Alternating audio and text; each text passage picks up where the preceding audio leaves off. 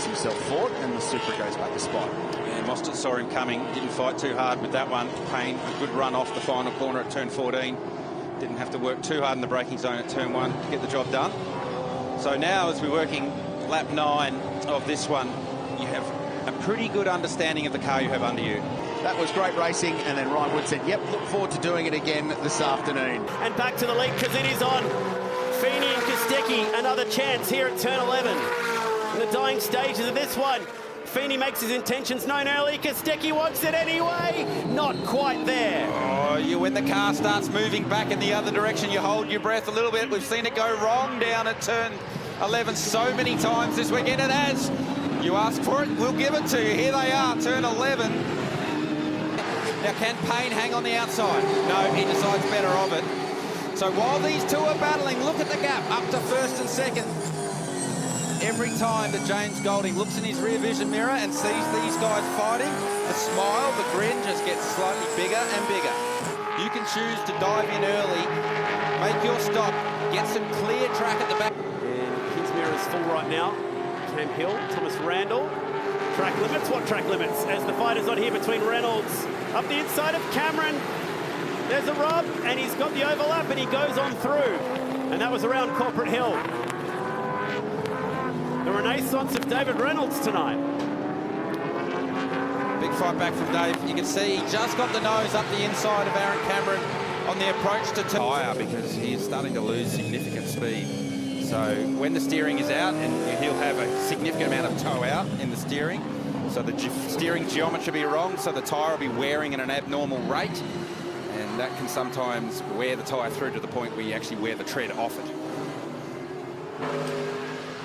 Cars 99 and 7, that's Cooper Murray and James Golding. James Courtney, and it all started up here at turn 2.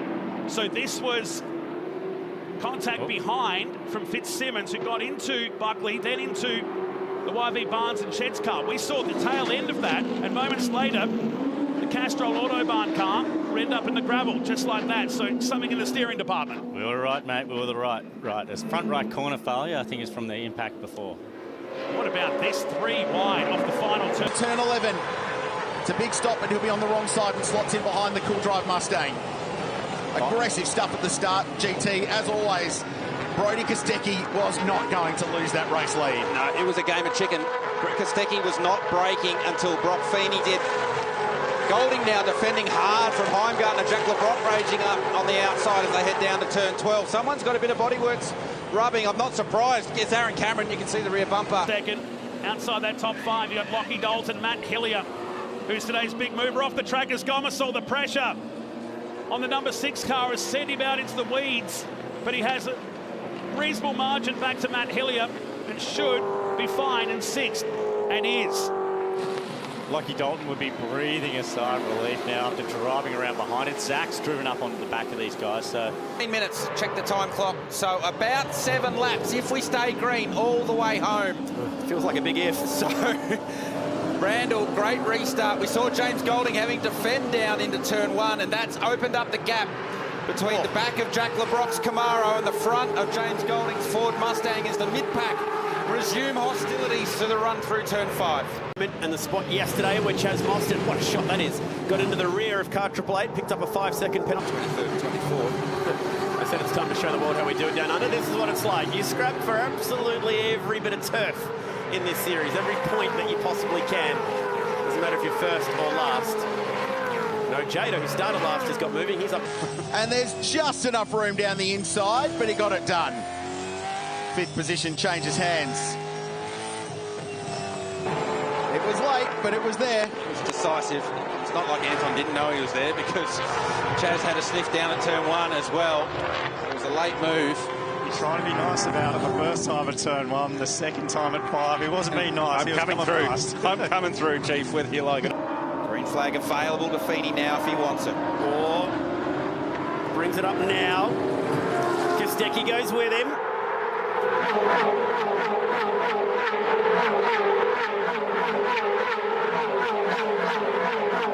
And this snarling field of supercars comes to life again. And with time limited, you get the feeling there's going to be plenty more.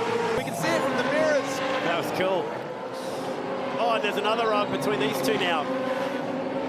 Just on the right rear of the Penrite car. So that's fourth for Matt Payne. In the blink of an eye, Waters goes from third to fifth. It's just about homeward bound. 21 years ago, 2005, Craig Lowndes and Triple Eight right here. And then Eastern Creek, the first time that they won a race, and it was with the Blue Oval. 21 years later, he tries to cover him off, and he does. Wow, that was pretty decisive stuff. Wood will try and set up the flip flop and nails it. Oh, he's going to get two. He's just got the overlap at 7, Reynolds. New contact. And somehow they hold on to it.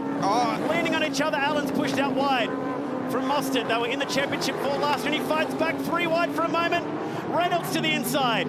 New long cars pushing their way through at turn 13. This is awesome stuff back in the pack. Oh, they're going to lean on each other here, the two teammates. They sort it out. And Brown is fighting out there right now. He's got to run on hill. The reigning Larry Perkins winner is throwing down out there today. And have a look at this battle. They're going everywhere down the front straight. Fraser on the... One as closely as he can.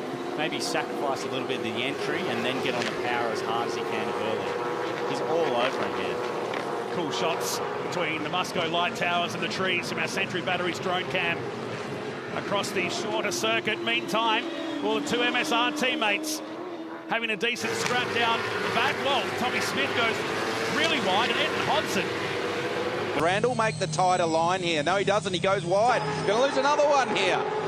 And just behind, David Reynolds is going to be in the spot too. He's going to get him. Got him. So another textbook pass. We've seen a couple of these today. You get forced out wide at turn 11. It opens the door for someone else to get a great run out of that corner and drag race down the reverse way of the old Topor drag strip, and then turn the car into turn 12 and get the spot. So Reynolds now gains another position. He's up 4 spots from where he started. In the MCM car, around the outside is Bailey Hall. It's a long way to go, Bailey. If you can keep it there, it's working. It's working so far. He might get it done. Good move from Bailey Hall. Slots ahead of his teammate in his first start for Eggleston Motorsport. You don't do that too often up there. Across the S's, Flash. Once the doors open, and well, once the gates open, it's hard to close it. The cattle come through. And now Aaron Cameron getting boxed. Oh, he's got dramas. He's coming to the lane and trying to get there. He actually had an incident with Mostert. There's more on here with Hill. He got served through the last corner. Car 14, turn 14. Do these guys not remember lap 1, turn 1? And then still set up for the mid to exit for the run onto the front straight. So now Payne takes off after our race leader in Brody Kostecki. And now James Golding just starting to range up onto the rear bumper of the Red Bull Ampol Mustang. So that gap has come down slightly at the front. It was 1.1, it's down to 0.8 of a second. Roland Gray doesn't seem to be suffering from those. First sector as well. So he told his engineer, he promised him, I can only drive the wheels off the thing. And that has paid off so far. And when all the pit stops are completed, Chaz Mostert is going to find himself in a very nice position. So this is Brody Kostecki. Jackson Wall's getting out of the way. Yeah, but he's going to get in the way of Brody Kostecki right there. But then Kostecki gets into Golding. Golding runs wide. But now we're going green flag racing. I don't expect that they're going to be the best of friends for the next lap or two. We're talking about wanting to see rivalries back in supercars. It has happened in the opening 2 events of this championship. Losing count of where the bad blood is in pit lane at the moment. There's been no shortage of it. And that incident that led to the safety car, that will be investigated post-race. Just pushed the rear bumper. Here's Kostecki again. We know that he's super aggressive with Brody Kostecki, and he's into it right on lap 1. He had great car pace yesterday, but couldn't execute it. That was the words that he told me before this race. He's come back looking trim, mean. He's been driving his sprint car recently over in WA. He's been training, running, spent some time in the USA as well in the off-season. He is laser-focused and wants to take Shelby Power Race. Yeah, well, as you see here, Brock Feeney, he locks the rears up the inside. Aaron Cameron again. Contact, so Feeney here. Yeah, Cameron gives him one back. Kai Allen. Oh, they're both gone. Shades of Payne and Waters in the same corner from a couple years ago. And Allen's good work has come unstuck. And again, Cooper Murray Again, Aaron Cameron finds himself facing the wrong way. And Sweeney, Hillier and Logan, teammates once. Not sure if they're going to be great mates after this, as the safety car was called. You can see the order. Bailey managed to get back in front of them because those guys drove each other all the way to the inside.